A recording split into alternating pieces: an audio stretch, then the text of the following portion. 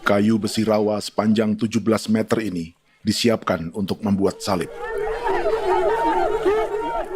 Melihat panjangnya, timbul pertanyaan, siapakah yang akan disalib? Siapapun itu, pasti sesuatu yang lebih besar dari mereka. Tapi Frankie Woro, Casimilus Awe, dan warga suku Auyu di Papua Selatan ini tak akan melukai siapapun. Mereka memakai salib ini sebagai tanda perlawanan.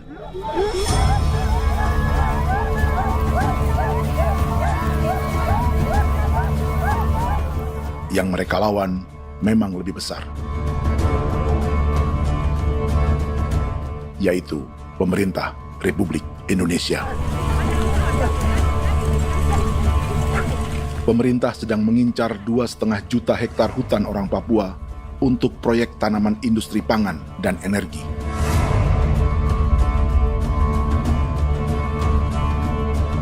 Ratusan kilometer dari salib orang-orang Auyu itu, orang Muyu sedang menyiapkan gerakannya sendiri. Tapi kali ini dalam bentuk sebuah pesta.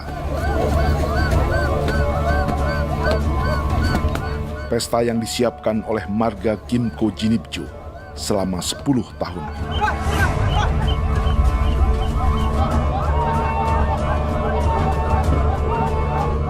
Sosok di marga ini adalah Willem Kimco, orang asli Papua yang tak punya kartu identitas kewarganegaraan manapun.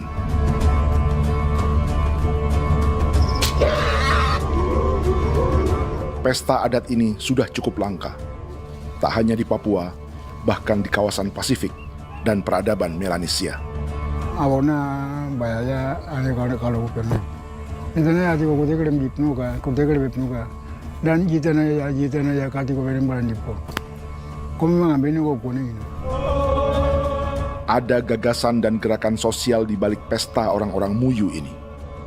Sama dengan gerakan salib merah yang dimulai orang-orang Auyu.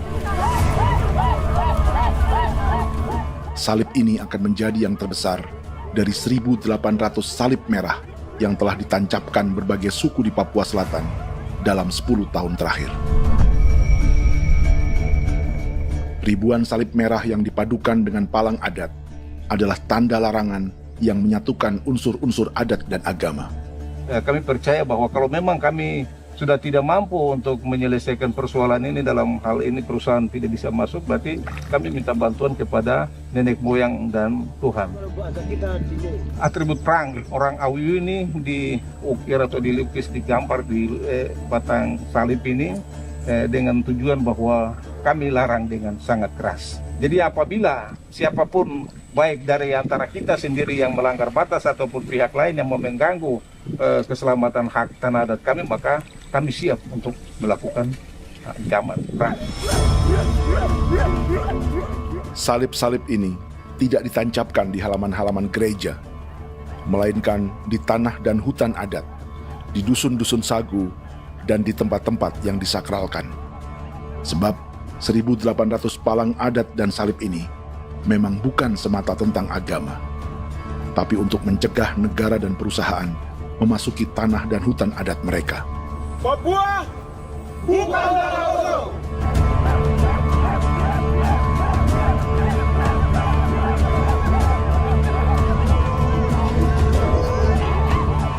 Di zaman TikTok ini, kami ingin menceritakan semua ini lewat film yang pendek.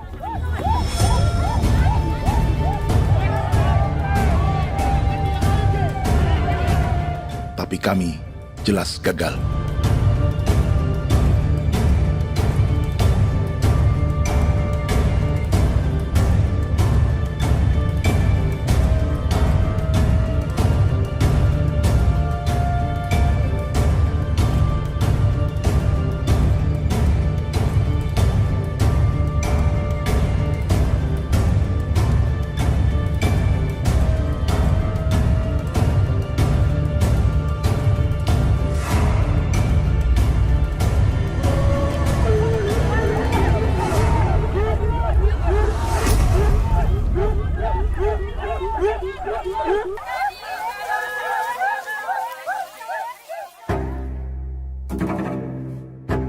Di planet ini, ada 5 pemilik hutan hujan tropis terluas yang tersisa. Kongo di Afrika, Brazil, Peru, Bolivia, dan Indonesia.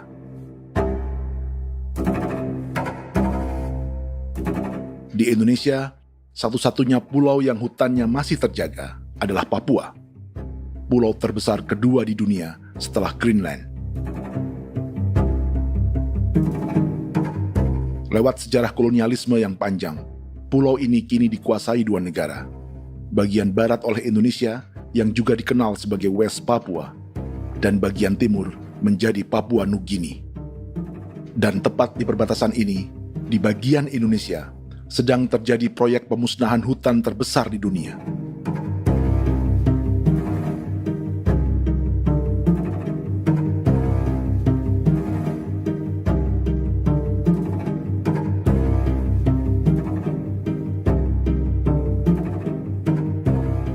Pemerintah Indonesia sedang membuka lebih dari 2,5 juta hektar hutan untuk sawit, tebu, padi, dan peternakan. Ini disebut proyek strategis nasional untuk lumbung pangan dan energi yang jadi ambisi 3 presiden. Bagian terbesar direncanakan untuk mencetak sawah seluas 1,3 juta hektar. Lalu bagian lain akan ditanami tebu seluas 560.000 hektar untuk gula dan bioetanol. Setiap liter bensin di Indonesia akan dicampur bioetanol 10% atau E10. Ada 10 perusahaan di proyek ini, dan semuanya dimiliki oleh 1 keluarga saja. Berikutnya, ada areal sawit seluas 400.000 hektar untuk biodiesel. Targetnya mencampur 50% solar dengan minyak sawit atau B50. Dan terakhir, pemerintah akan membuka peternakan seluas 380.000 hektar. Jadi, apa yang salah dengan proyek pangan dan energi ini? 5 orang Papua dalam film ini akan menjawabnya.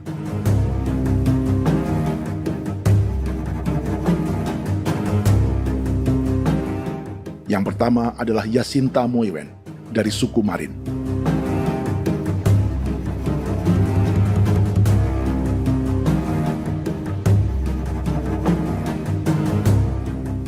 Yasinta dan warga di distrik Ilwayap di Merauke sudah menjadi korban. Hutan dan rawa sebagai sumber pangan dan ekonominya telah dihancurkan. Jalan sepanjang 135 km sedang dibuat, dan di kiri kanannya akan dicetak 1 juta hektar sawah. Mereka sulit menolak atau melawan. Salib sudah digeser, masih datang lagi dengan senjata mereka nih. Karena proyek ini juga dijaga tentara. Macam-macam senjatanya.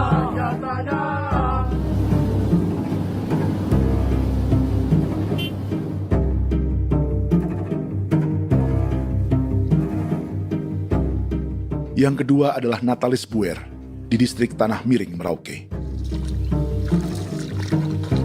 Petani milenial ini merasa ditelantarkan. Sebab setelah hutannya diubah menjadi sawah, sebagian sawah-sawah ini tak tergarap.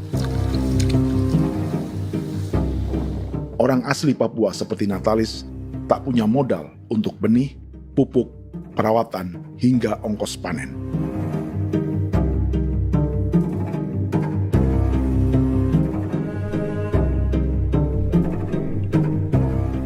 Orang ketiga adalah Vincent Kuipalo dari suku Yenan di distrik Jagebob, Merauke. Vincent dan suku Ye sedang menjadi korban. Hutan adat orang-orang Ye sedang dihancurkan untuk perkebunan tebu dan bioetanol.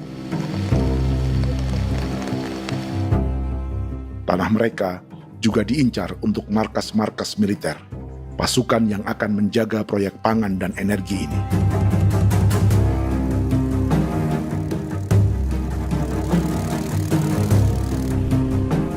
Yang keempat adalah Frankie Woro dari suku Auyu di distrik Fofi, Kabupaten Bovendigul. Hutan dan tanah mereka terancam perluasan perkebunan sawit untuk campuran biodiesel atau B50. Orang-orang dari suku Auyu ini adalah calon korban. Merekalah salah satu pelopor gerakan Palang Adat dan Salib Merah. Meski kadang berseberangan dengan gereja yang mereka anggap lebih mendukung pemerintah dan perusahaan. Mereka bahkan sedang merencanakan gerakan yang lebih besar, dengan salib yang lebih besar. Tanah milik Somu Sobisiba itu bahwa tanah ini diciptakan oleh Tuhan dan memberikan warisan kepada kami. Kami ini hanya hak jaga.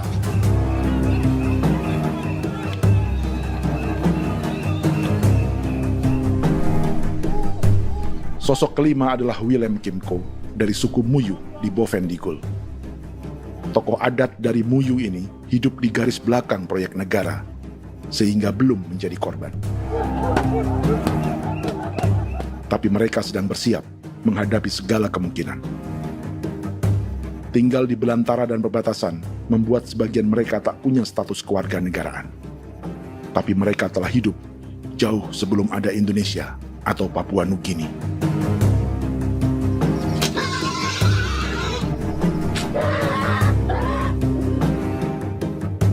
Kelimanya mewakili jutaan orang asli Papua yang sedang terancam eksistensinya. Jika kita merasa kepunahan peradaban Neanderthal di Eropa, Aztec dan Inca di Amerika, atau aborigin di Australia adalah sejarah masa lalu, film ini menceritakan bagaimana pemusnahan sebuah bangsa dan kepunahan sebuah peradaban sedang terjadi di masa hidup kita. Kepunahan bukan karena kerusakan lingkungan dan ruang hidup semata, juga karena dihantam 60 tahun operasi militer.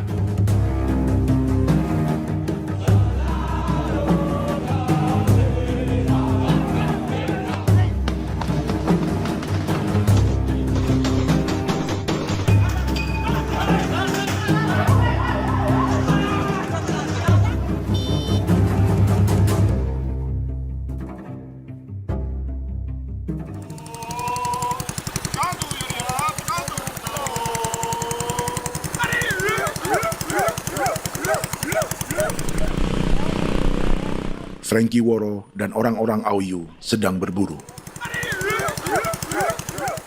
Tapi lokasi perburuan mereka mulai dikuasai perusahaan perkebunan sawit.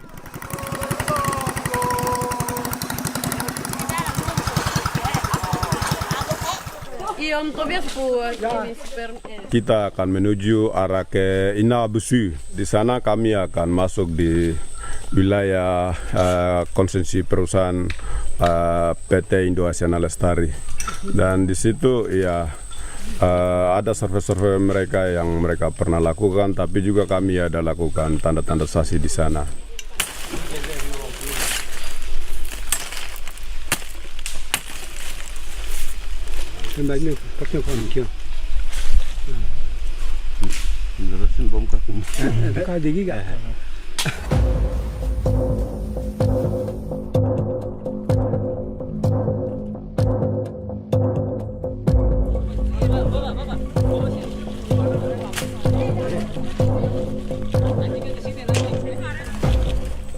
Dapat dengan yang induknya, tapi karena induknya dia lari dan terlambat kerja, akhirnya yang bisa kita dapat dia punya anak ini saja. Jadi kalau pakai bahan layahan.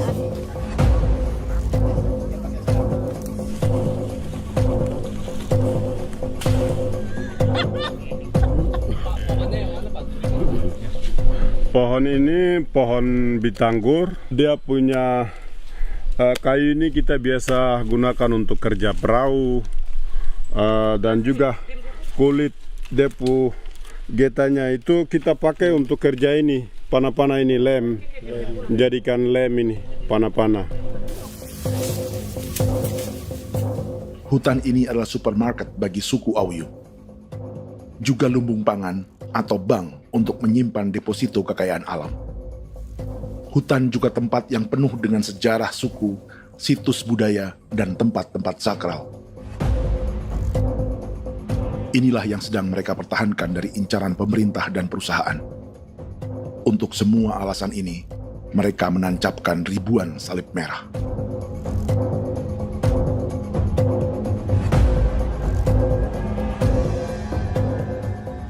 Tapi dari kampung, warga suku Auyu memberi kabar pada Frankie tentang intimidasi oleh aparat negara agar mereka melepas tanah ke perusahaan sawit dan berhenti memasang palang adat dan salib merah. Ada beberapa titik yang saya sudah siap, tetapi di sini emergensi dari saya, terutama di Kampung Sokangon, PT Damai Timber. Dia mengganggu saya dengan menggunakan kekerasan maupun pihak hukum. Dan kemarin saya ada pernyataan penolakan secara resmi, tapi masih tetap dengan menggunakan pihak hukum untuk masuk, untuk harus dituntut saya untuk harus diterima perusahaan itu. Kita di situ ada 15 marga, tetapi 15 marga juga tidak setuju. Marga-marga siapa yang terima dan marga-marga mana saja yang menolak. Nanti kita lihat dari pertimbangan itu, dan di situ dan kita undang mereka untuk bicara dengan kami. Sebagai sosok yang aktif dalam gerakan, warga Auyu terus memberi informasi lapangan kepada Frankie yang tak selalu berada di kampungnya. Izin pernyataan yang mereka paksa saya untuk tanda tangan itu, tapi sementara saya tidak tanda tangan. Data semua ada di tangan saya. Ya. Baik, kalau gitu itu lebih bagus karena tanda tangan itu yang berbahaya. Iya. Tanda tangan itu yang lebih berbahaya karena sekarang ini modern dan canggih, dan itu yang mereka biasa pakai untuk tipu muslihat. Mereka biasa pakai itu di tanda tangan itu. Betul. Dari Bambisa juga di Sofia dia masuk untuk memaksakan kami marga untuk harus menerima perusahaan itu. Tapi kemarin kami sudah menolak. Babinsa nama bos kamu. Babinsa di sini nama bosku. Oh. Itu yang sekarang strategi militer yang sekarang mereka pakai. Jadi yang penting masyarakat itu yang benar-benar mau menolak siap dukung ketua marga siapa yang nanti tampil. Ini adalah peta konsesi sawit untuk biodiesel dalam proyek strategis nasional. Dan di distrik Fofi inilah, orang-orang Auyu hidup dari sungai dan hutan. Tapi Frankie di Bovendigul masih lebih beruntung. Setidaknya dibandingkan Yasinta Moyen di Merauke yang sudah kehilangan hutan dan rawanya.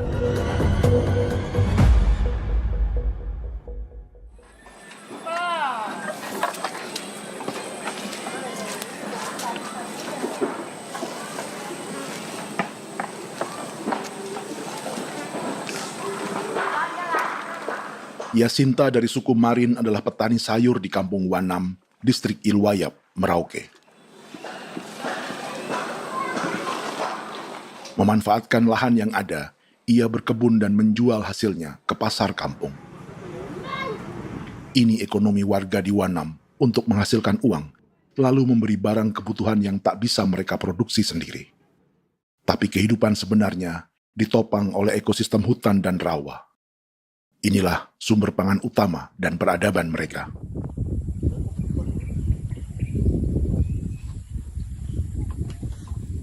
Namun ketenangan ini diusik ketika tiba-tiba pada Mei 2024, di Pelabuhan Wanam datang ratusan alat berat untuk proyek pangan dan energi pemerintah.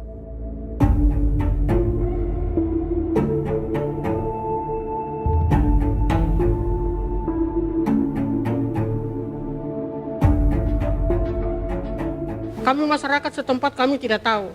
Kami kaget pagi-pagi kapal sudah ada di pelabuhan kami.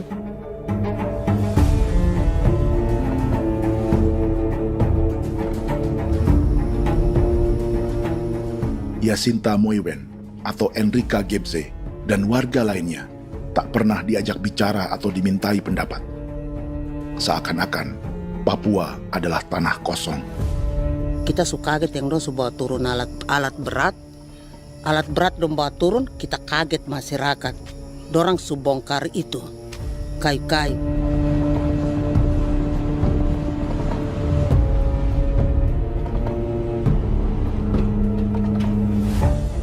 Bersamaan dengan alat-alat berat itu, juga berdatangan tentara Indonesia untuk mengawal proyek pembukaan hutan milik Jacinta.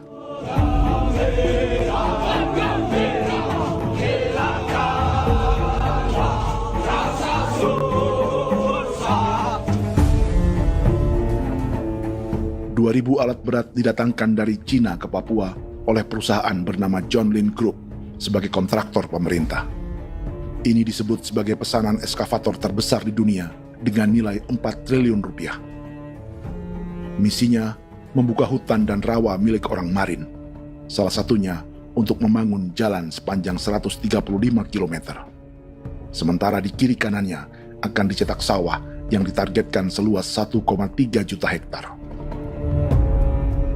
Jalan berupa garis lurus ini bukan rute tradisional ekonomi masyarakat.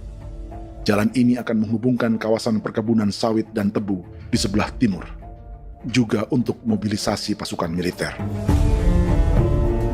John Lin Group adalah perusahaan yang dimiliki Andi Samsudin Arsyad atau yang dikenal dengan Haji Isam. Sebagian orang mengenalnya sebagai pengusaha yang hobi balapan mobil.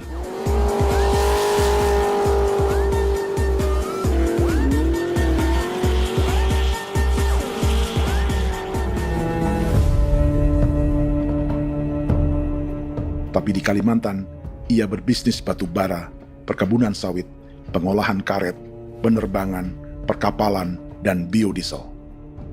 John Lin Group kini juga menjadi pemilik perkebunan tebu dan pabrik gula terbesar di Indonesia. Sayapnya melebar dari Kalimantan hingga ke Bombana, Sulawesi Tenggara.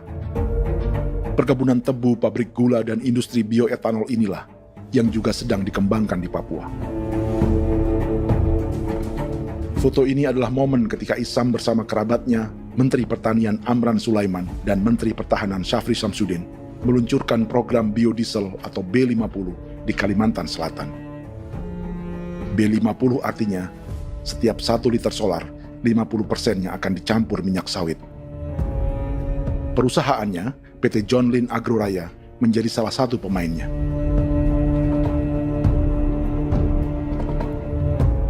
Sepanjang tahun 2025, saham PT John Lin Agroraya pernah naik hingga 700%.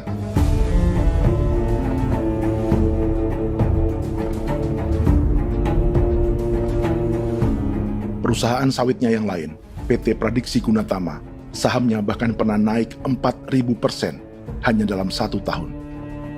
Dari harga saham ini saja, nilai kekayaan keluarga Isam diperkirakan mencapai 100 triliun rupiah lebih, menjadikannya salah satu keluarga terkaya di Indonesia dan salah satu pemain penting industri bioenergi.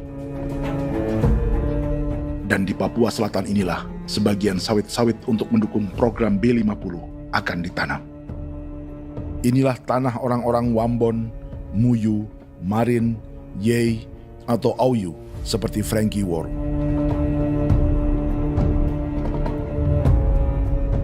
Haji Isam pernah menjadi tim kampanye nasional Presiden Joko Widodo dalam pemilu 2019 saat melawan Prabowo. Bintang Mahaputra Utama diberikan kepada Saudara Andi Syamsuddin Arsyad. Beliau berjasa luar biasa dalam mendorong pertumbuhan ekonomi daerah maupun nasional. Setelah menjadi presiden, Prabowo memberi gelar kehormatan Bintang Mahaputra Utama pada Isam.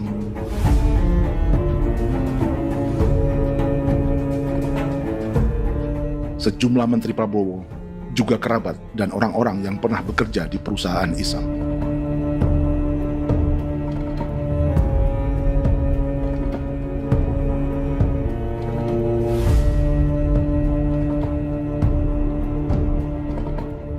Lawan sebesar inilah yang sedang dihadapi Jacinta di kampung Wanam, Merauke.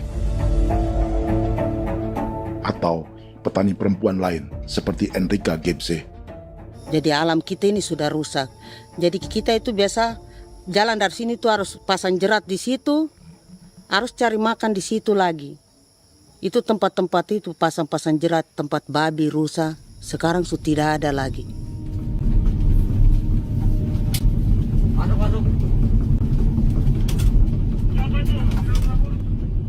Rekaman ini memberi gambaran bagaimana Kasuari kehilangan rumah di bekas hutan dan rawa.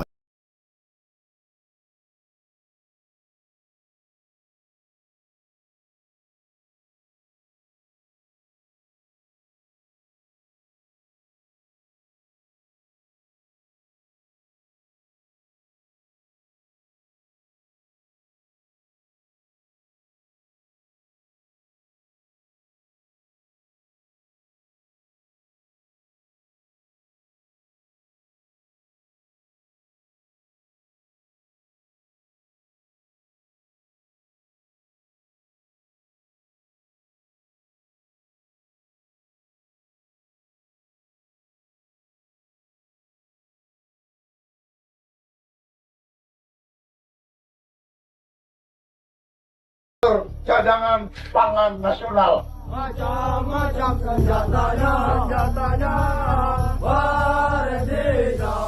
Proyek ini menambah panjang alasan mempertahankan kehadiran tentara di Papua dalam 60 tahun terakhir. Saat ini, jumlah tentara Indonesia di Papua mencapai 56.000 personel. Atau ada 1 tentara untuk setiap 100 orang Papua. Bandingkan dengan rata-rata nasional, di mana hanya ada 1 tentara untuk 696 penduduk Indonesia. Itu belum termasuk polisi. Artinya, 1 orang Papua dijaga lebih banyak senjata dari rata-rata penduduk Indonesia. Tanah dan hutan diambil secara sepihak untuk kepentingan pembangunan batalion dan bandar antariksa. Ini bentuk perampasan masyarakat. Penolakan kehadiran markas-markas militer terjadi di sejumlah tempat di Papua. Tak hanya karena trauma dan ketakutan, juga karena mengambil tanah-tanah adat.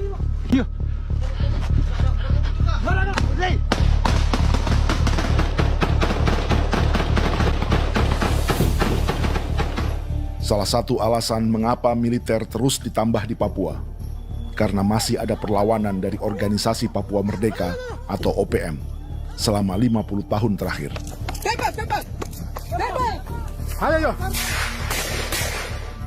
Tapi kekuatan militer OPM diperkirakan hanya 1.430 personel dan 360 pucuk senjata.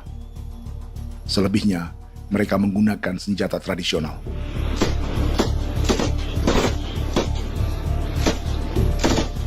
Dengan demikian, kekuatan tentara dan polisi di Papua 58 kali lebih besar dari gerilyawan Organisasi Papua Merdeka.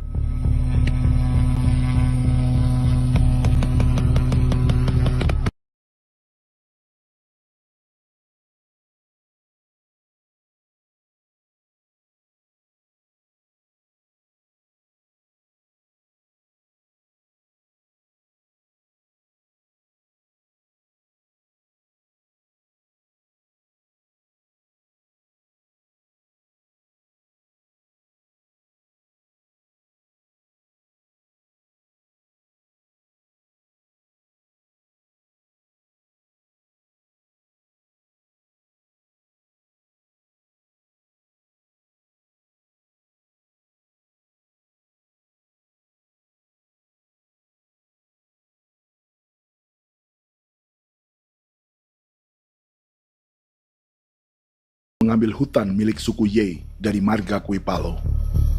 Tapi orang datang tanam ini saja di sini, tanam papa nama ini. Victor Kuipalo menunjukkan apa yang terjadi. Jadi kita juga kaget ini.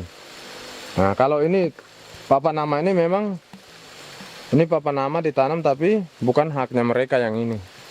Ini hak kami di sini, hak dusun kami, marga Kuipalo yang punya hak dusun ini. Setelah memasang patok, alat berat mulai bekerja untuk membangun markas militer di tanah orang Ye.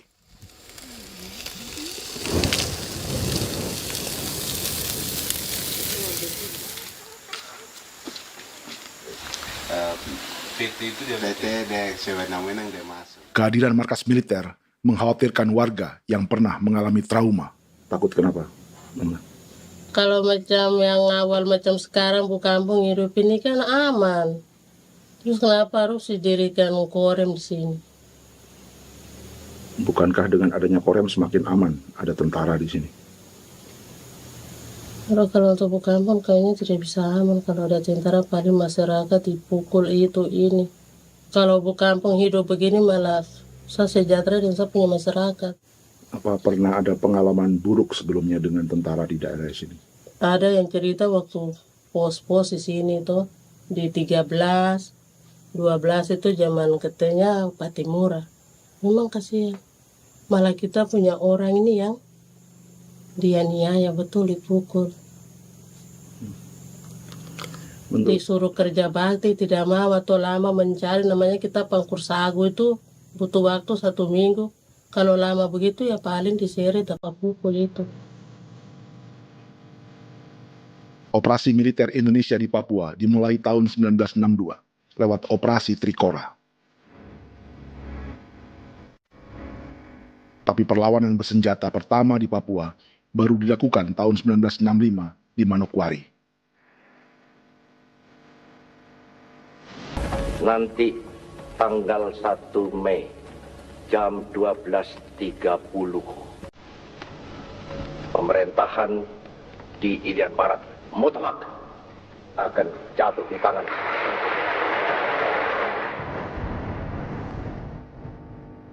Sejak itu, selama 60 tahun, operasi militer untuk menaklukkan Papua terus dilakukan.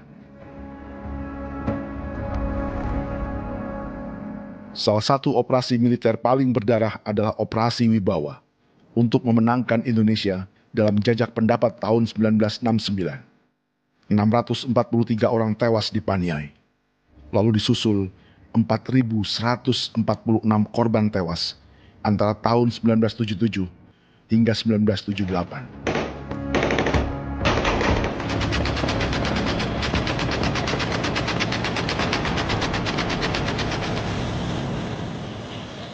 Operasi militer ini menimbulkan gelombang pengungsian hingga kini. Dewan Gereja Papua mencatat 103.000 orang menjadi pengungsi pada tahun 2025 dan nyaris tak diberitakan media-media Jakarta.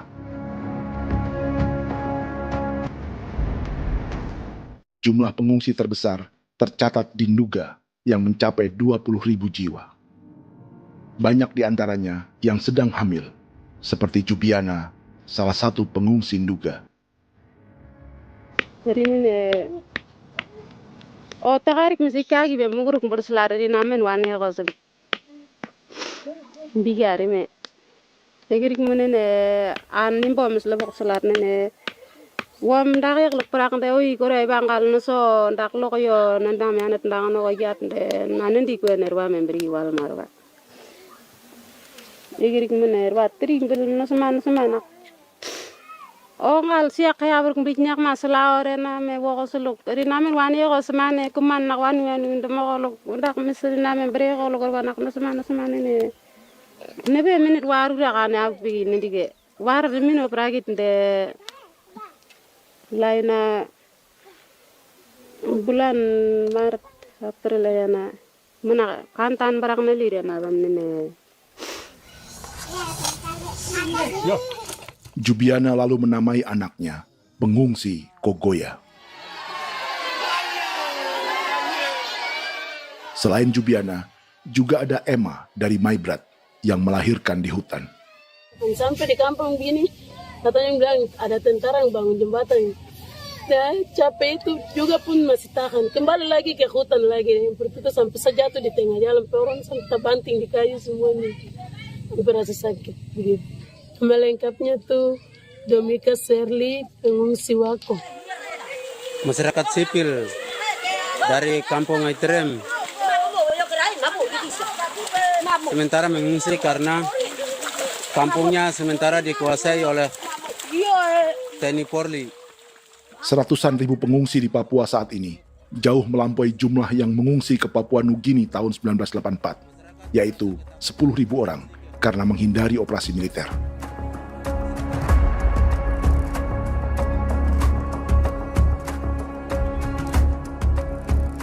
Bersamaan dengan operasi militer, eksploitasi sumber daya alam Papua juga dilakukan sejak masuknya tambang emas dan tembaga Freeport pada tahun 1967.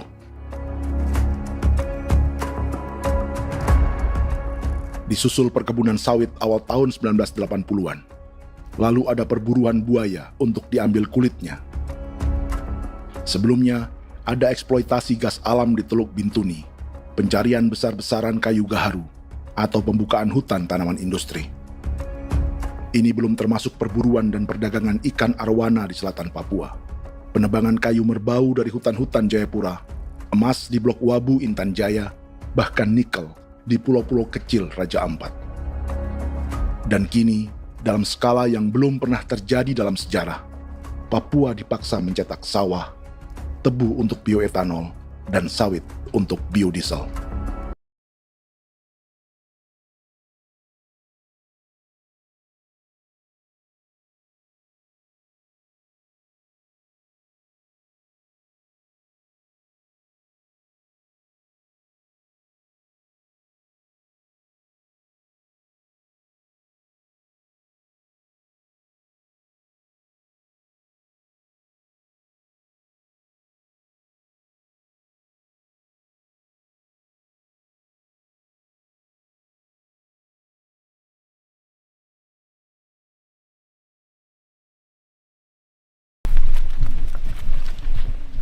Inilah yang sedang menimpa keluarga Vincent dan Victor Kuipalo di Merauke. Hutan mereka diambil untuk markas militer dan industri perkebunan, PT Murni Nusantara Mandiri. 1 dari 10 perusahaan yang diberi konsesi untuk menanam tebu dan memproduksi gula serta bioetanol seluas 52.000 hektar.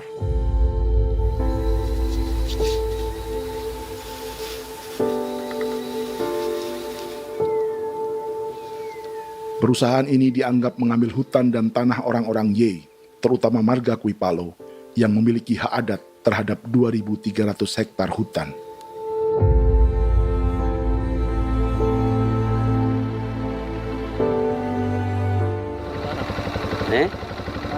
Tentara?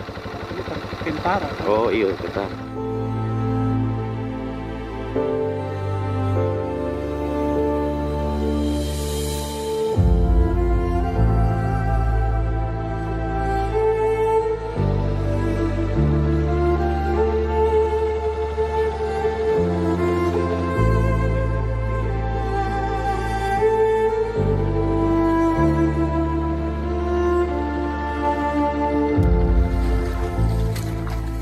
Keluarga Kuipalo sedang melihat apakah perusahaan semakin mengancam tanah mereka. Dan kekhawatiran itu terbukti. Iya, makanya tadi saya bilang ini dari sini saja dekat ini sudah masuk di dalam ujung lapang ini. Ini hutan, yang ini hutan yang dorong ada bongkar sekarang ini. Ini sudah punya alat sudah dekat ini. Dekat sekali ini. Ini di sini. Nacau, kelapa itu yang jalan lama, jalan setapak ini. Dari udara, terlihat alat-alat berat semakin mendekati tanah orang-orang Ye, marga Kuipalo.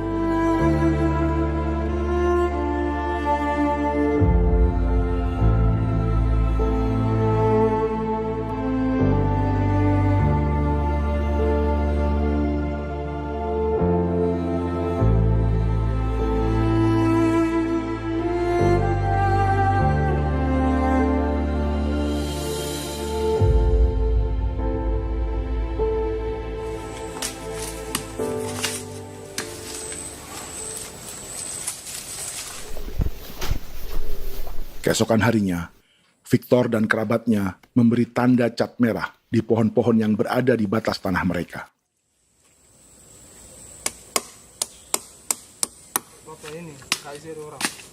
Tapi tanda peringatan adat ini tak diindahkan perusahaan.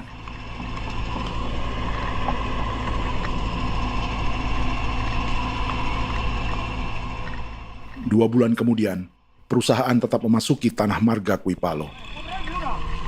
Sama-sama. Kami manusia, kau lihat. Tapi kita sudah sakit hati sekali saya kata adik. Sudah masuk. Baik, kalau pikiran berubah lagi. Kami juga punya tangan, hanya beda rambut. Mister itu juga. Wah, buka. Sudah.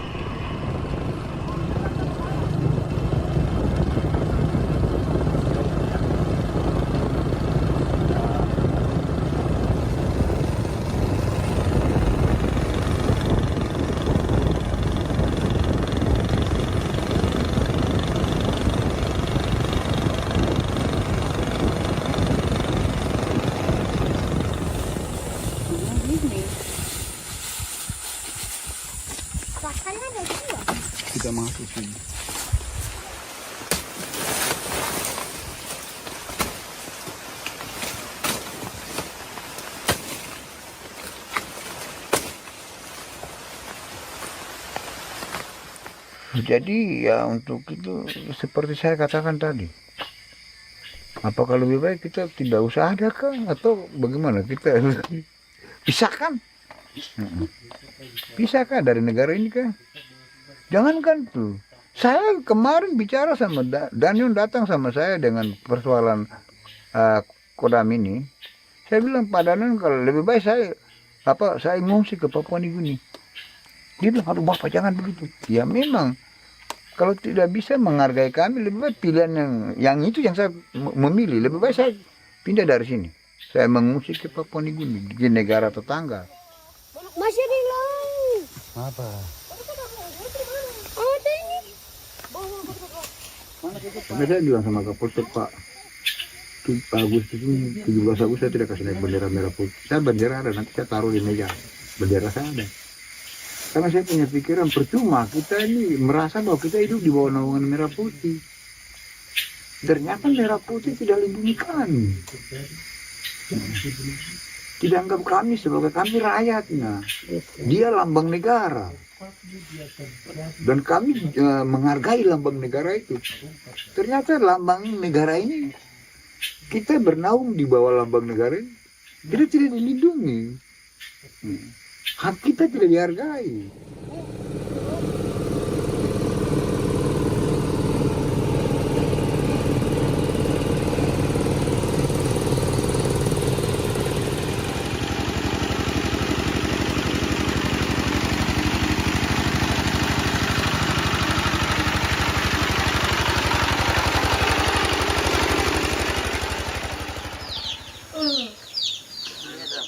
Marga Kuipalo dari suku Ye terus mendapat teror dan intimidasi agar melepas tanah mereka yang hanya dihargai Rp300.000 per hektar.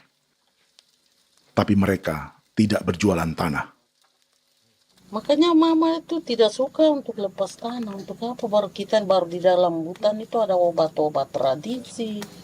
Itu sudah Kalau macam ada sayur juga, kita ambil sayur yang dia tumbuh sendiri.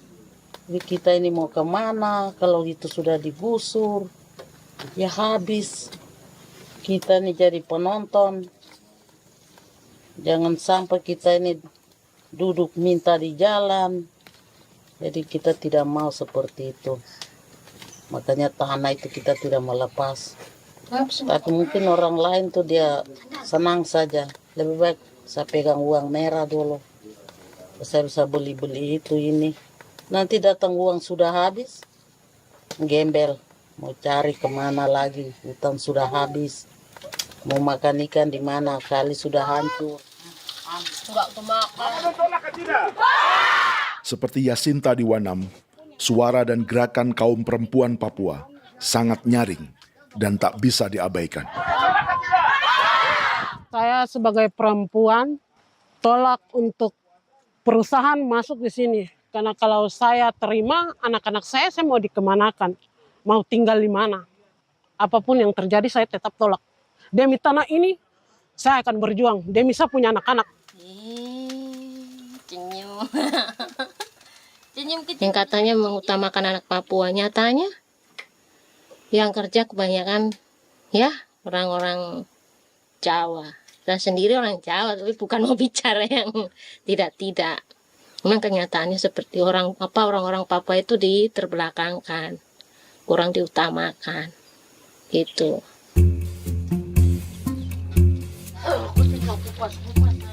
Proyek food estate seperti mencetak sawah, bukannya tak diikuti warga Papua.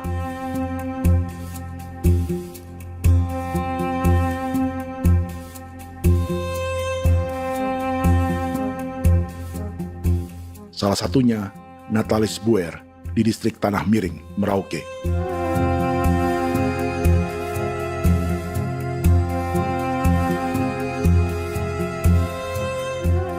Setelah menghabisi hutan, pemerintah Indonesia mencetak sawah untuk tanaman padi karena beras mulai menjadi makanan pokok menggantikan sagu. Sebagian besar penggarapnya adalah warga transmigran yang datang sejak era 1980-an.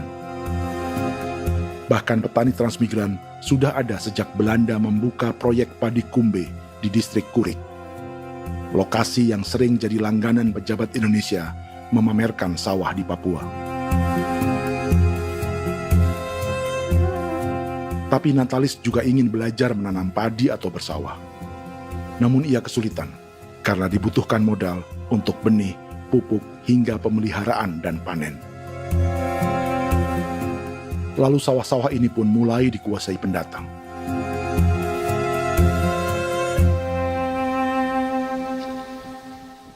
Tapi sejauh ini di kampung kami ini yang saya lihat memang ada kelompok kami punya di sini yang sudah tergabung dalam Gapoktan, kemudian masuk dalam optimalisasi lahan. Tapi baru saya anak asli yang punya lahan di sini. Mereka tidak punya. Pemerintah dalam hal ini adalah Kementerian Pertanian bersama-sama Kementerian Pertahanan yang dalam hal ini pada garis di bawahnya adalah TNI Angkatan Darat memberikan support yang maksimal kepada masyarakat khususnya di Merauke dalam rangka. Saya kemarin habis 9 juta. 9 juta ya? Iya, 9 juta karena dia sudah tidak dipakai toh. Ya. Dia sudah Perempuan Papua seperti Filomena juga mau bertani. Pemerintah memberi bantuan Rp900.000 per hektar lewat program optimalisasi lahan atau OPLAH. Tapi dibanding biaya produksi dan harga jual gabah, Filomena mengaku berkali-kali rugi dan kini memutuskan tak lagi menggarap sawahnya. Terus kita harus cari uang untuk kondek. Betul. Karung kita beli. Karung beri sendiri lagi. Tenda kita beli. Ini dari yang offline ini don tidak siapkan. Tidak ada.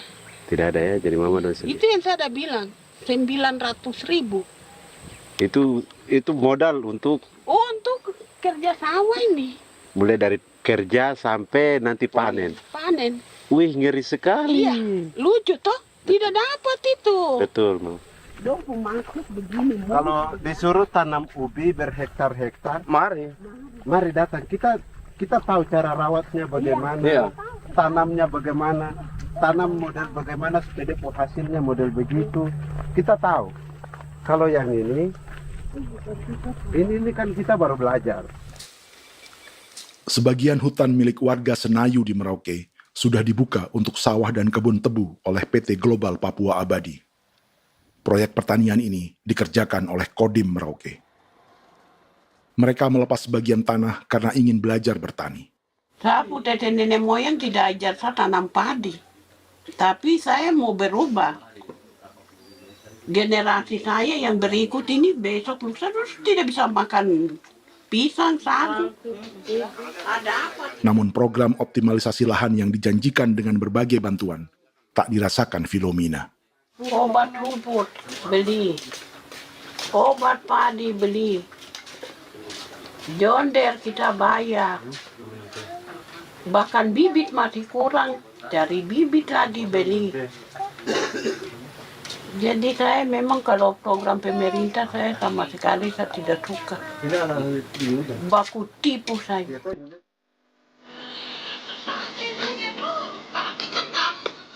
Mereka merasa ditinggalkan sendiri, jatuh bangun belajar bertani padi. Sementara sumber pangan dan air yang semula mudah didapat, kini telah berganti sawah dan kebun tebu. Dulu kita masih bisa jalan, nanti masak di kali, pakai air kali.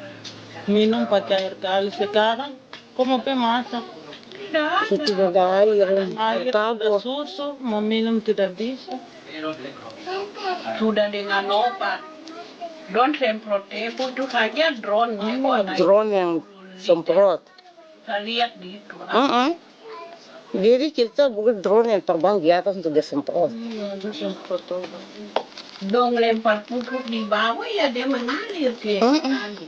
Mengalir ke kali, ke rawa-rawa.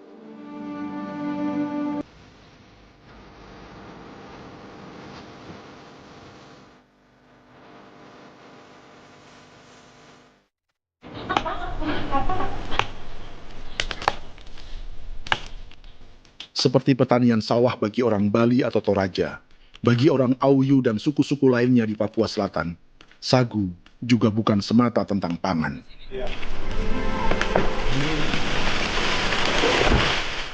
Bagi orang Auyu dan Marin, sagu adalah kerabat, sosok orang tua, sosok nenek moyang yang harus dijaga dan dilindungi. Lagi bikin apa mama ini mama? Pakai tokok itu sagu.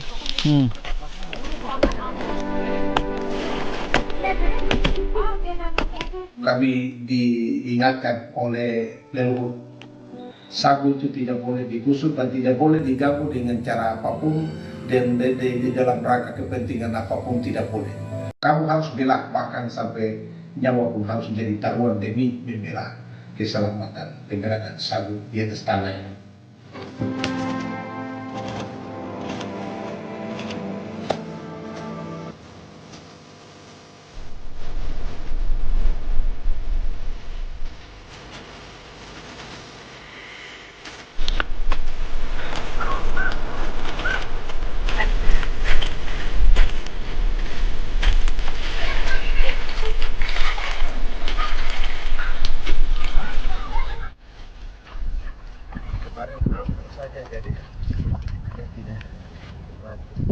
Menurut Natalis, pemerintah di Jakarta mendefinisikan lumbung pangan semata urusan beras dan mencetak sawah.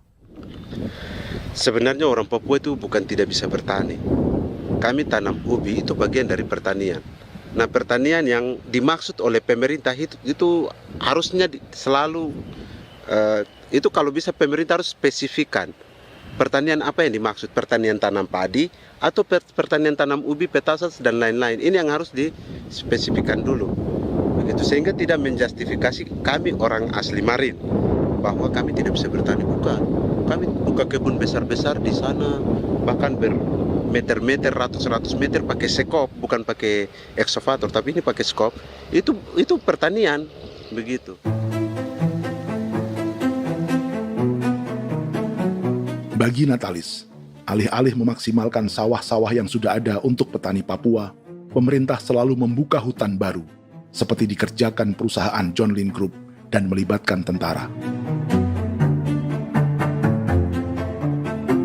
Padahal, sejarah keterlibatan militer dalam proyek food estate atau cetak sawah adalah sejarah kegagalan yang bertubi-tubi 4 presiden selama 30 tahun terakhir.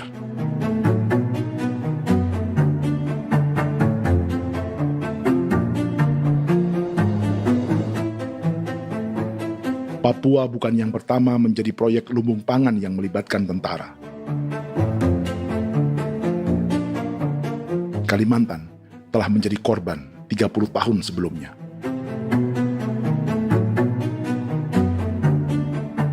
Ini adalah bekas hutan yang sudah dibuka di Pulang Pisau, Kalimantan Tengah. Tahun 1996, di era Presiden Jenderal Soeharto, ia menghabisi 1 juta hutan di lahan gambut untuk mencetak sawah demi memenuhi ambisi swasembada beras, bukan swasembada pangan. Hutan tropis Kalimantan dihabisi dalam skala yang belum pernah terjadi dalam sejarah. Di bawah rezim militeristik, tak ada yang berani melawan keinginan Soeharto, termasuk orang Dayak seperti Kuneng. Nggak bisa jalangi itu. Nggak boleh dihalangi. Ya kalau ada kata-kata aja menghalangi, sudah kita diseret ke kepolisian dulu. Atau bisa langsung di PKI-kan. Iya, di PKI-kan gitulah. Jadi kita itu nggak berani apa-apa dulu tuh. Apa maunya aja. Misalnya bilangnya A. Setahun setelah pengundulan hutan skala besar itu, tahun 1997, untuk pertama kalinya Kalimantan mengalami kebakaran lahan dan kabut asap terbesar dalam sejarah.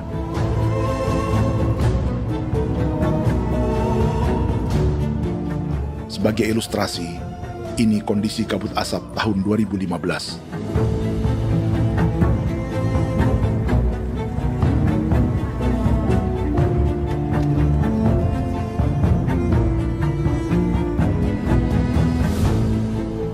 Proyek 1 juta hektar sawah Jenderal Soeharto itu gagal. Bendungan dan saluran irigasi mangkrak hingga kini. Mei 1998, rezim Soeharto tumbang. 2 tahun setelah ia menumbangkan jutaan hektar pohon di Kalimantan. Setiap tahun, lokasi ini menyumbang kebakaran dan kabut asap yang merugikan jutaan orang. Sawah yang berhasil di Kalimantan justru bukan sawah yang dibangun Jenderal Soeharto, melainkan yang dirintis para transmigran sejak era 1980-an. Sawah-sawah inilah yang ikut digarap oleh militer di era Presiden Joko Widodo. Dan hasil dari proyek food estate Presiden Jokowi itu sama sekali jong nih, nggak ada harapan lagi sudah seperti ini.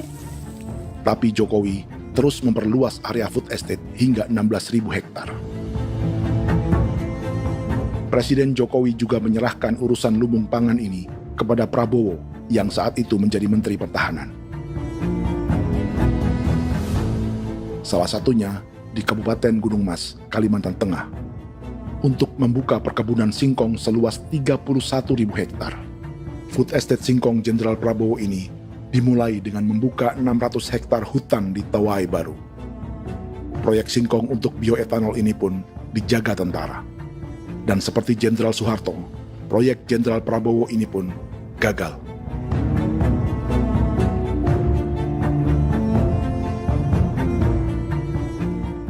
Dengan reputasi ini, Joko Widodo dan Prabowo justru sedang membuka 2,5 juta hektar di Papua.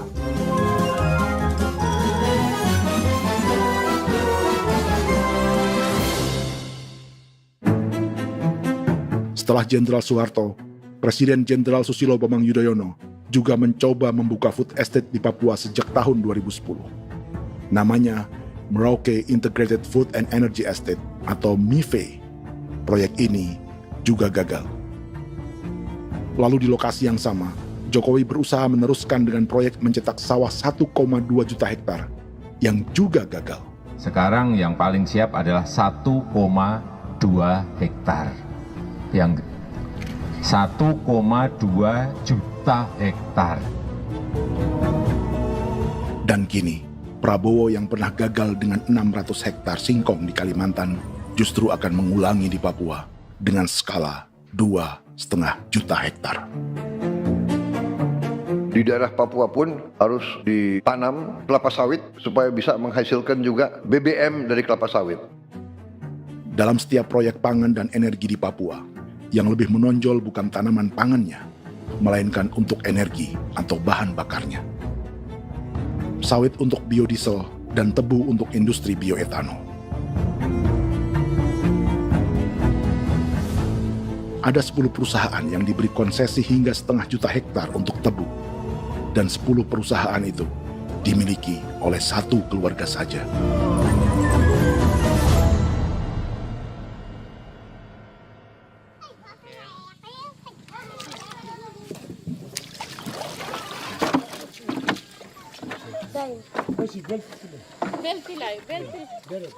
Para perempuan Auyu di Bovendigul akan berangkat memancing.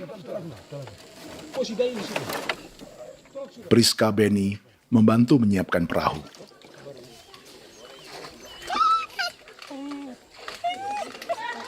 Mereka akan mengumpulkan bahan pangan di hutan untuk persiapan acara penancapan salib merah berikutnya.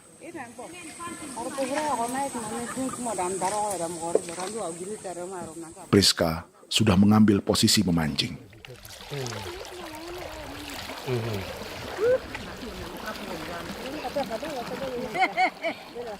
1.800 salib merah telah dipasang di wilayah adat berbagai suku di Papua Selatan untuk menghalau perusahaan sawit dan tebu.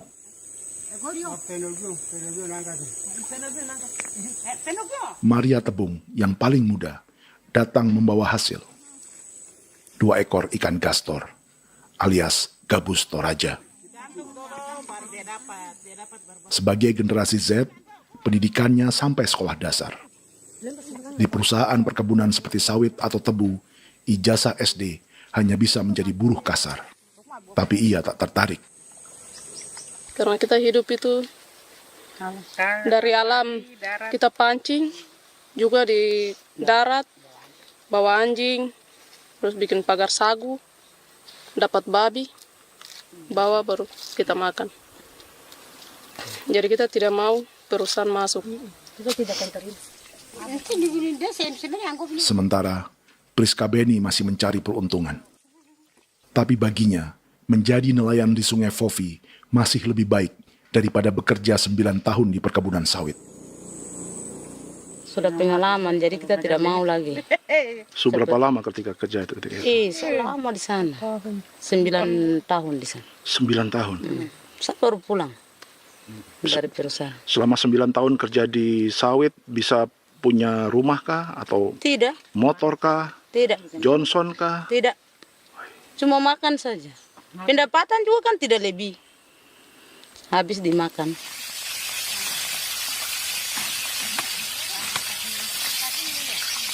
Satu minggu libur berapa hari? Tidak libur. Minggu tetap kerja? Tetap kerja. Tidak bisa ke gereja? Hari Minggu kerja. Hari Minggu juga kerja. Dia tidak mengenal agama perusahaan itu. Di grup perusahaan sawit Korindo, Priska digaji 2 juta rupiah per bulan dan tinggal di mes karyawan. Tapi gaji itu dipotong bahan makanan atau BAMA rata-rata 1 juta rupiah setiap bulan. Korindo adalah grup perusahaan yang salah satu usahanya adalah hutan tanaman industri dan sawit di Bovendigul dan Merauke. Di Papua, mereka memakai bendera PT Tunas Sarwa Ema. Perusahaan ini pernah memberi bantuan pada Keuskupan Agung Merauke. Keuskupan Merauke belakangan mengeluarkan pernyataan mendukung proyek strategis nasional di Papua. Umat Katolik yang memprotes sikap gereja tersebut ditangkap polisi. Jadi selama 9 tahun tidak bisa nabung? Tidak. Makan saja. Makan saja. Makan saja. Menabung bagaimana? Keperluan banyak. Tidak sampai. Habis di anak-anak uang sekolah. Uang 1 juta itu mana sampai. Menabung juga tidak cukup. Sudah pengalaman, jadi kalau di sini perusahaan mau masuk tidak.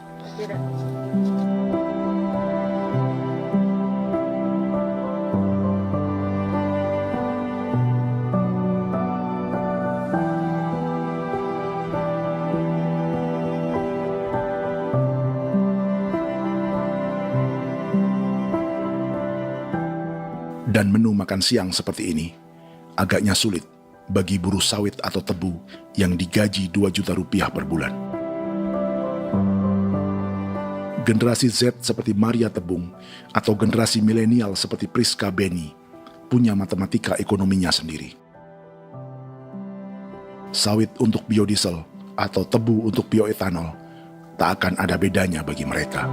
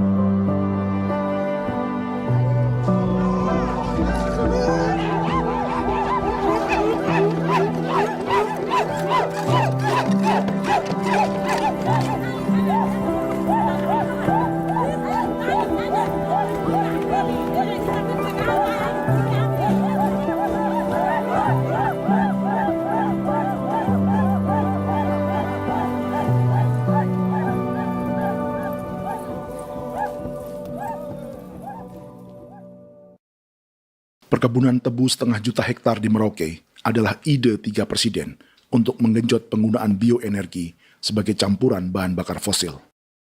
Selain swasembada pangan, swasembada energi di daerah Papua pun harus ditanam kelapa sawit supaya bisa menghasilkan juga BBM dari kelapa sawit. Juga tebu menghasilkan etanol.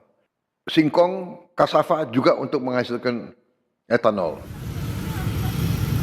Bioetanol adalah bahan bakar nabati atau tumbuhan yang dapat dicampur dengan bensin. Sama dengan program biodiesel yang mencampur solar dengan minyak sawit.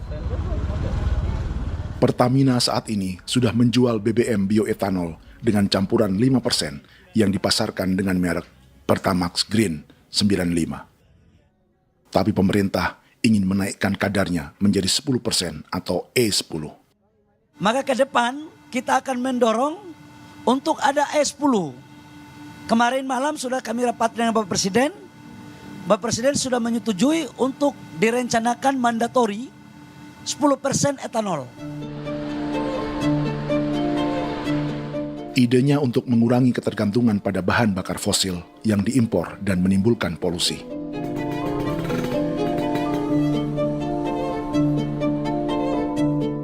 Tapi bioetanol bukannya tak mengorbankan lingkungan, hutan, rawa, dan manusia.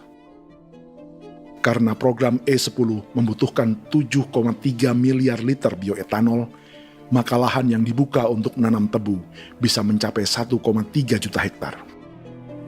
Sementara saat ini, luas perkebunan tebu di Indonesia hanya 500 sampai 600 ribu hektar. Artinya, butuh lahan baru hingga 800 ribu hektar untuk menanam tebu. Dan 500 ribu hektar diantaranya sedang dibuka di Papua. Hutan yang tadinya untuk menumbuhkan pangan berubah jadi tanaman untuk bahan bakar di jalanan. Kecepatan pulihnya hutan beradu dengan jumlah dan kecepatan kendaraan di jalanan.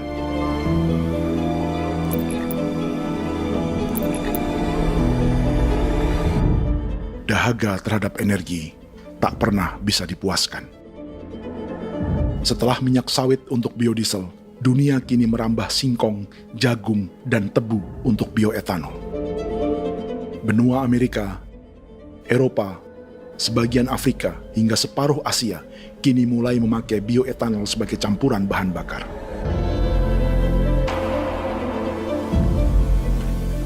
Selain perebutan lahan, masa depan dunia juga dibayangi semakin mahalnya harga pangan karena persaingan antara perut manusia dengan tangki kendaraan. Ini adalah lokasi perkebunan tebu dan bioetanol PT Murni Nusantara Mandiri yang mengancam tanah Vincent Quipalo dan orang-orang Ye di Merauke. Beberapa kilometer di selatan adalah PT Global Papua Abadi yang mengancam tanah orang-orang Muyu dan Marin. Dua perusahaan ini adalah bagian dari 10 perusahaan yang mendapat konsesi lahan untuk tebu dan bioetanol di Merauke. Batas konsesi mereka bahkan sama dengan batas negara Indonesia dengan Papua Nugini. Salah satu ciri bahwa peta konsesi ini dibuat di Jakarta dari atas meja. Sama seperti kolonial Inggris dan Belanda ketika mereka membagi Pulau Papua dengan garis lurus pada abad 19. Seakan Papua adalah tanah kosong. Bedanya, meski peta konsesi ini mengatur batas 10 perusahaan, tapi perusahaan-perusahaan ini sebenarnya dimiliki oleh satu keluarga saja. Ini nama 9 dari 10 perusahaan tebu dan bioetanol di Merauke, Papua. 99% saham mereka dimiliki sebuah perusahaan bernama PT Merauke Nusantara Manis. Sementara 1% sisanya dimiliki PT Merauke Gula Mandiri. Tapi saham kedua perusahaan ini dimiliki PT Merauke Sugar Group.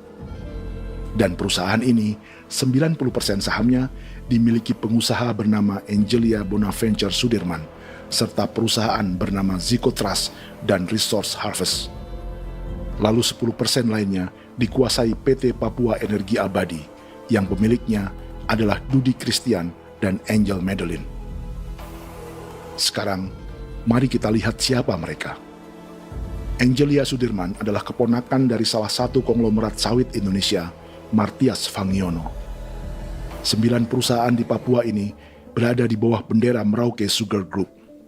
Dan Merauke Sugar Group hanya satu dari 7 grup perusahaan milik keluarga Fangiono.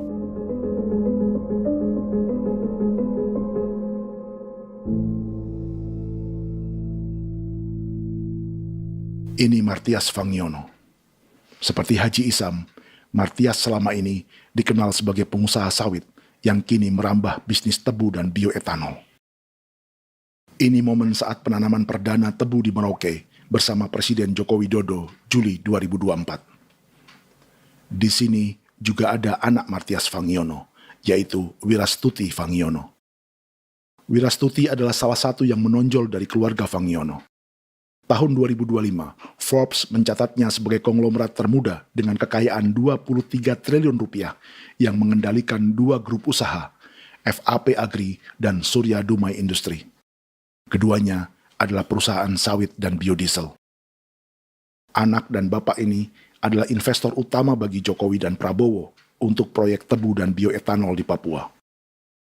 Sementara yang ini adalah mertua Sitorus, pemilik raksasa agribisnis dunia, Wilmar International, yang juga memegang konsesi sawit di Papua lewat berbagai perusahaan. Tapi mertua kini memakai bendera baru, yaitu KPN Corporation atau Karunia Prima Nastari. KPN inilah yang memiliki kelindan bisnis dengan keluarga Fangiono untuk proyek tebu Merauke. Apalagi grup Wilmar yang didirikannya juga pemain gula utama di Australia. Tahun 2010, Wilmar membeli 100% saham perusahaan gula terbesar Australia, Sucrogin. Akuisisi senilai 1,5 miliar dolar Amerika ini langsung menjadikan Wilmar pemain tebu terbesar kelima dunia. Sebagian bibit tebu yang ditanam di Merauke adalah varietas yang dikembangkan Lembaga Riset Gula Australia atau Sugar Research Australia. Sugar Research Australia lalu menjalin kontrak pengembangan bibit dengan PT Global Papua Abadi milik Fangiono. Tapi masalahnya, Sugar Research Australia adalah badan publik yang tugasnya memajukan petani tebu dan sebagian dananya berasal dari pajak warga Australia. Itu artinya, warga Australia membiayai pengembangan bibit tebu untuk investor dan pemerintah Indonesia. Dokumen ini menunjukkan bahwa lembaga yang dibiayai warga Australia itu pernah memiliki kontrak penyediaan bibit dengan PT Global Papua Abadi milik keluarga Fangiono. Kontrak itu baru berakhir pada November 2024. Artinya, saat Presiden Jokowi dan keluarga Fangiono menanam bibit tebu pada Juli 2024 ini, kontrak itu masih berlaku. Nama lain dalam keluarga ini adalah Siliandra Fangiono, yang pada tahun 2024 dijuluki Raja Sawit Termuda dengan kekayaan 39 triliun rupiah dalam catatan Forbes. Ia mengendalikan grup First Resources. Secara umum, keluarga Fangiono memiliki 20 perusahaan di Sumatera, 32 perusahaan di Kalimantan, 1 di Jakarta, 2 di Singapura, dan 25 perusahaan di Papua. Di Papua, perusahaannya tersebar dari Sorong, Mapi, hingga Merauke. Para politikus dan pejabat Indonesia terus membesarkan konglomerasi, meski Martias Fangiono pernah divonis 1,5 tahun penjara karena kasus pembalakan liar dan kebun sawit ilegal tahun 2007. Sementara tahun 2022, Wilmar terlibat kasus korupsi ekspor minyak sawit dan divonis mengembalikan kerugian negara 11,8 triliun rupiah. Tumpukan uang ini disebut sebagai pembayaran dari grup Wilmar yang diterima secara simbolis oleh Presiden Prabowo pada Juni 2025 lalu. Tapi peran raksasa biodiesel dan bioetanol dunia ini belum akan surut di Indonesia. Bahkan sebaliknya. Sebuah dokumen presentasi bisnis dari Wilmar International Limited pada tahun 2010 ini bisa menjadi petunjuk. Presentasi ini bagian dari proses pembelian 100% saham raksasa tebu Australia, Sucrogin. Dalam presentasi ini, Wilmar mengaku ditawari konsesi lahan 200.000 hektar di Papua, atau dulu disebut Irian Jaya, untuk menanam tebu. Dengan penerbangan hanya 2,5 jam dari kantor Sucrogin di kota Townsville ke Merauke, Wilmar akan mengawinkan bisnis gula dan bioetanolnya menjadi pemain dunia. Dan lokasi yang diincar oleh Wilmar adalah distrik Ilwayap di Merauke, kampung halaman Yasinta Moiwen. Dan persis disinilah, 14 tahun kemudian, ribuan eskavator John Lynn Group milik Haji Isam mulai membuka hutan sebagai kontraktor pemerintah. Presentasi dan gagasan ini dibuat oleh Wilmar pada Juli tahun 2010. Sebulan kemudian, Agustus 2010, pemerintah Presiden Susilo Bambang Yudhoyono meluncurkan proyek Lumbung Pangan dan Energi Merauke atau Merauke Integrated Food and Energy Estate. Targetnya membuka lahan 1 juta hektar dalam 5 klaster yang masing-masing 200.000 hektar. Angka yang sama dengan presentasi Wilmar. 5 tahun kemudian, 2015, giliran Presiden Joko Widodo yang mau melanjutkan proyek pangan dan energi 1,2 juta hektar. Menjelang pensiun sebagai presiden, Jokowi kembali menggencarkan proyek ini dan melibatkan Prabowo sebagai Menteri Pertahanan. Jokowi lalu mendukung Prabowo sebagai presiden berpasangan dengan anaknya, Gibran Rakabuming Raka sebagai wakil presiden. Kini, setelah menjadi presiden, giliran Prabowo yang melanjutkan proyek bioetanol dan biodiesel dengan memobilisasi militer dan melibatkan pejabat-pejabat yang juga para elit partai koalisinya.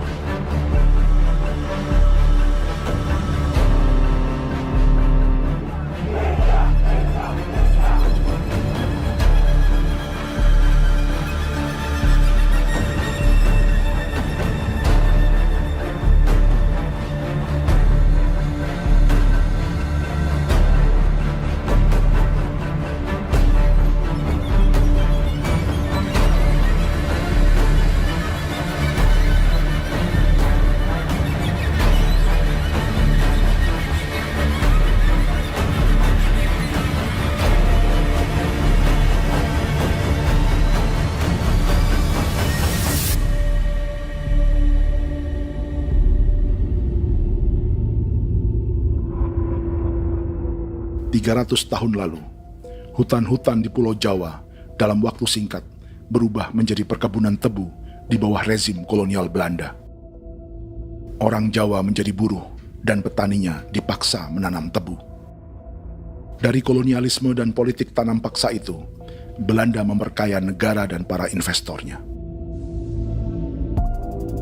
Tak puas membuka hutan untuk perkebunan di Jawa dan Sumatera, kolonial Belanda menanam tebu hingga di Suriname dan mengerahkan ribuan orang Jawa sebagai buruh pada tahun 1890. Inggris yang sudah menguasai negara seluas India dan Papua Nugini pun masih menanam tebu jauh di tengah Samudra Pasifik, di tanah orang-orang Fiji.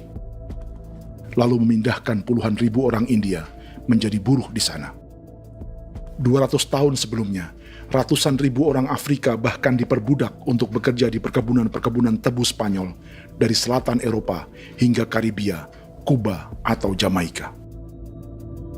Jika dulu tebu menjadi gula atau emas putih, kini cerita kolonialisme tebu berlanjut di Papua untuk bahan bakar nabati atau bioetanol. Dan seperti semua cerita tentang kolonialisme, akan ada yang berpesta dan ada yang membayar. Dalam setiap cerita pesta kolonialisme, baik di Jawa, Karibia, atau di Papua, selalu melibatkan para elit lokal, dari pejabat, perwira, hingga agamawan.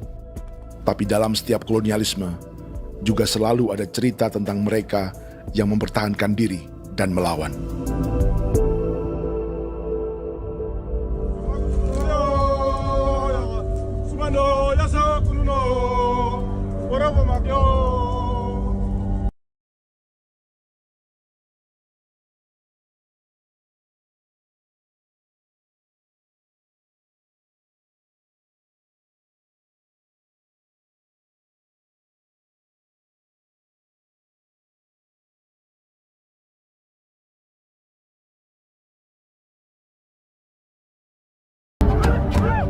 Dalam sejarah Gereja Katolik banyak pemimpin-pemimpin yang adalah, tanda petik itu adalah Judas juga. Jadi itu sudah pasti karena itu adalah manusia. Satu sisi sebagai manusia dalam perjalanan digoda, apalagi ada dalam posisi-posisi jabatan, ya mungkin banyak tawaran-tawaran lain, lalu disitulah terjadi pergeseran keberpihakannya kepada misi gereja tadi itu untuk umat, untuk mereka yang tertindas. Orang kirim eksavator, orang kirim tentara, orang kirim polisi. Pukul kami bukan pencuri, kami tidak pernah mencuri orang barang. Kami tidak pernah menangis ke orang lain. Kami tidak pernah menangis ke kita bapak mama, kami menangis kepadamu. Tuhan, kami lemah. Musi datang ada begitu. Ini kata ini hijau cikui ya. Orang datang ke bangsa kami, ke wilayah kami untuk kasih habis kami.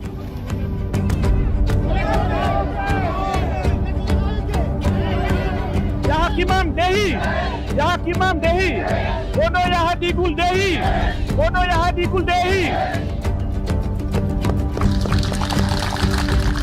Kita buat sasi seperti begini untuk menolak perusahaan apapun yang masuk di tanah kami. Kalau kita kasih, kita bikin rusak sekarang, kita punya generasi berikutnya mau dapat kemana. Jadi kita nyatakan sikap di sore hari ini, kami tolak. Apa yang dilakukan pemerintah untuk PSN adalah kejahatan. Pemerintah bagian dari kejahatan, aktor perusak dan pembunuh terhadap negara, terhadap alam, hutan, terhadap manusia. Jadi negara jadi aktor pembunuh. Jadi Pilatusnya siapa? Negara, pemerintah Jakarta ini. Tanah Wiu bukan tanah kosong. Masyarakat adat kami masih ada. Perusahaan tolak. Biar asal.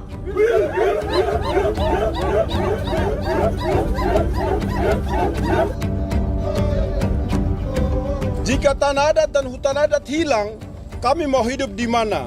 Maka di sini saya mau bilang, negara jangan tipu-tipu kami lagi.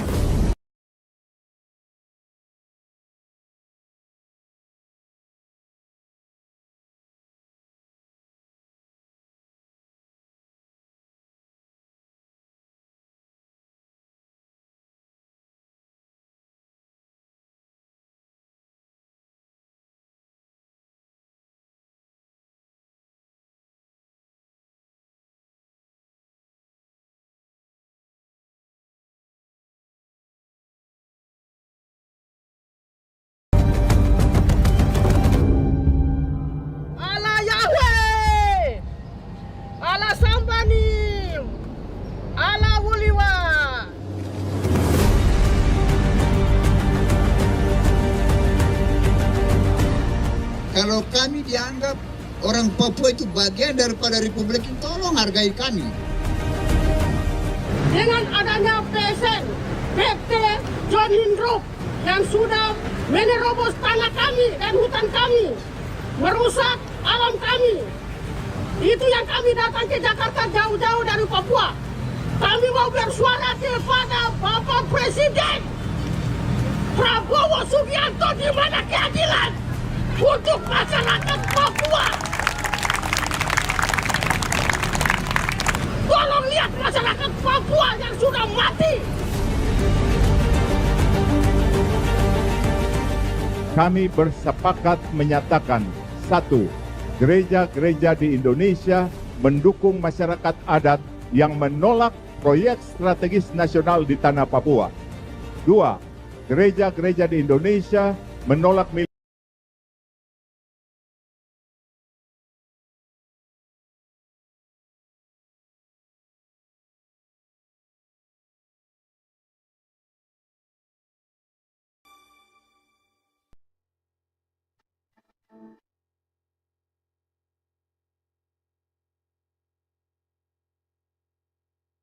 Kita sering merasa banyak hal buruk sudah jadi cerita sejarah. Dan kita sekarang hidup lebih baik, lebih beradab, atau mustahil melakukan kejahatan seperti di masa lalu. Kita tidak lagi menghukum mati orang dengan memenggal kepalanya. Kita menembaknya atau menyuntik racun agar tertidur dan mati. Tapi ada hal-hal yang tak berubah. Salah satu pembantaian yang kuat di ingatan kita adalah kejahatan Nazi atau genosida di Rwanda. Padahal pembantaian juga sedang terjadi di masa kita, seperti di Gaza, Palestina. Penghancuran sebuah peradaban seperti Indian di Amerika atau aborigin di Australia juga kita anggap masa lalu. Sekarang kita merasa lebih baik dan lebih toleran. Padahal proses penghancuran bahkan pemusnahan yang sama sedang terjadi terhadap bangsa Melanesia di Papua. Begitu juga dengan praktik kolonialisme. Kita merasa penjajahan seperti dilakukan Portugis, Inggris, atau Belanda sudah menjadi sejarah. Dan Indonesia tidak mungkin menjajah. Padahal itulah yang sedang terjadi dan dirasakan di Papua.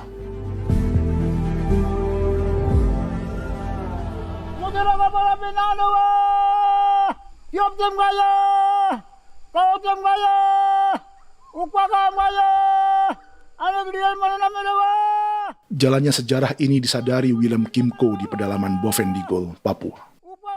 Hidup terpencil dan tak tersentuh urusan negara bukan berarti selalu aman.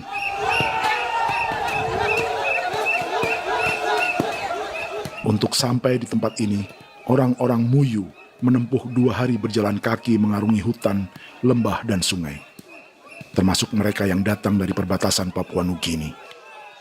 Mereka berkumpul untuk memenuhi undangan pesta adat yang disebut Awon Atatbon atau Pesta Babi. Yang mengundang adalah marga Kimco Jinipjo. Yang dituakan di marga ini adalah Willem Kimco. Ia tak punya kartu tanda penduduk dan kewarganegaraan manapun, baik Indonesia atau Papua Nugini. Tahun 1984, 10.000 orang Papua, terutama suku Muyu, mengungsi ke Papua Nugini untuk menghindari operasi militer Indonesia, termasuk Willem Kimco.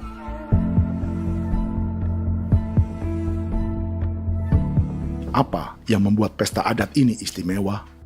Apa bedanya dengan acara serupa yang dihadiri pejabat, tokoh agama, LSM, atau yang direkam oleh kru televisi dan konten kreator? 13, 14, 15, 18. Pertama, untuk membuat pesta babi, orang Muyu perlu persiapan selama 10 tahun. Sebab, babi-babi yang akan jadi bagian dari pesta ini tak boleh dibeli, alias harus dipelihara sendiri. Babi-babi ini bukan bantuan pejabat pemerintah, gereja, atau LSM.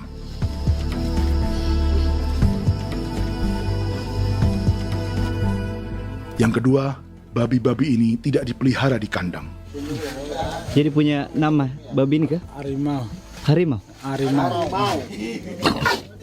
Dia kulit dengan ini bulu di harimau, macam harimau begitu kan, kasih nama harimau. Setelah diberi nama, mereka dilepas liarkan di hutan sejak kecil. 10 tahun kemudian, jika tiba saatnya pesta, para pemburu akan mencari mereka di dalam 479 hektar hutan milik marga Kimco. Suku atau marga lain tak akan mencurinya di hutan, karena mereka sudah punya babi dan wilayah masing-masing. Itu artinya, mereka harus tetap menjaga dan mempertahankan hutannya, agar babi-babi bisa hidup. Demikian juga dengan lahan pangan mereka, yang menumbuhkan sagu, keladi, atau aneka sayuran.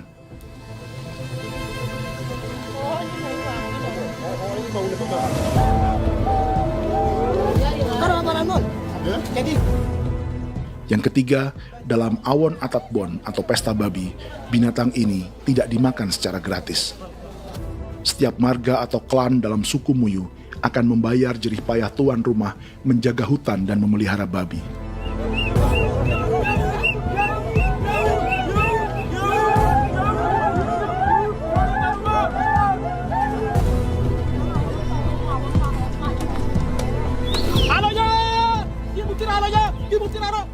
Ini seperti arisan untuk menjaga budaya dan lingkungan. Bagian dari budaya dan ekonomi timbal balik yang ditandai dengan siklus memberi dan menerima.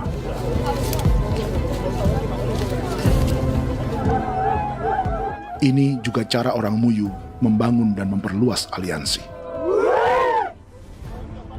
Awon bet begul bet, ulan yau kando bet, asat bet anani, asat bet jene liga anani, ado amten anani, menini tene jage, kepo kemo ko di mana. Kepo kemo mayat nih. Kep tetek ngomayang kep kanin bet wini ke iftore wen. Ne tanah ya kadek me. Oke. Kepo nanti ku tahu kamu kepo ke pasar itu orang ni. Kon keneman gini wani wani. Koko kati bolon ya bengo. Koko kuning bolon ya. Jika Willem Kimco dan marganya bisa menjaga hutan dan wilayahnya, marga lain ikut diuntungkan sebagai sebuah ekosistem. Demikian juga sebaliknya. Alasan keempat, mengapa pesta babi ini memiliki tempat khusus dalam peradaban orang Muyu, karena Willem Kim Ko khawatir peradaban mereka akan punah, menyusul ancaman terhadap ekosistem dan hutan. Setiap marga atau klan harus mengkonsolidasi diri dan membangun aliansi.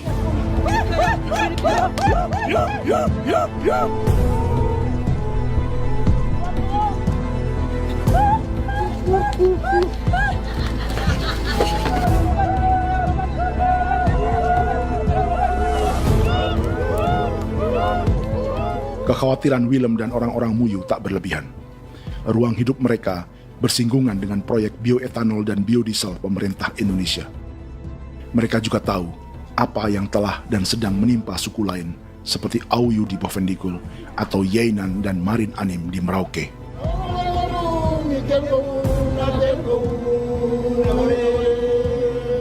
Jika suku-suku lain menggunakan palang adat dan salib merah sebagai gerakan perlawanan, orang-orang Muyu memakai pesta babi untuk mempersiapkan diri dan konsolidasi. Sebab, berbeda dengan saat mengungsi tahun 1984, kali ini yang datang ke tanah orang-orang Muyu tak hanya tentara, juga alat-alat berat bersama para pebisnis pangan dan energi.